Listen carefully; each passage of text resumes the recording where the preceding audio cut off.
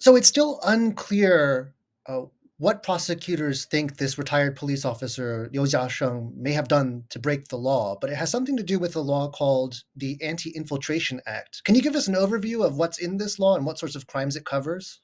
The Anti-Infiltration Act was passed in the final weeks of 2019, just days before the January 2020 presidential and legislative election. And it seeks to criminalize taking instructions or funding from hostile foreign forces, which of course means China, and using the funding or following the instructions to influence the presidential or other types of elections in Taiwan. Now, the Kuomintang, the main opposition party here in Taiwan, has characterized this as the ruling party, the government, abusing its power and to persecute ordinary citizens. What do you make of that? Is that a valid point?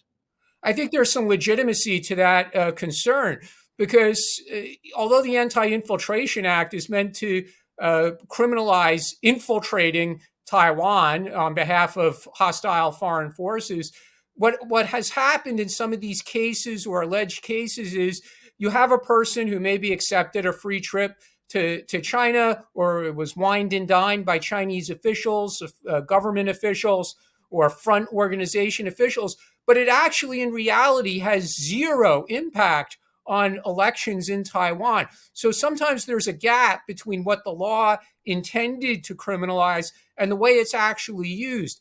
Although the retired police officer's actions or alleged actions may not impact the election, this is an issue now, and there is an election in just a few days. Do you see this having any sort of impact in terms of motivating voters to vote one way or the other?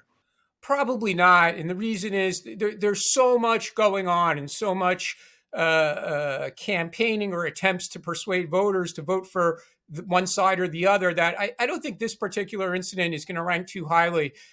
Keeping in mind that we're just 5 days away from the election, I think voters are mostly looking at personal economic issues, issues of honesty versus corruption, and of course, China policy.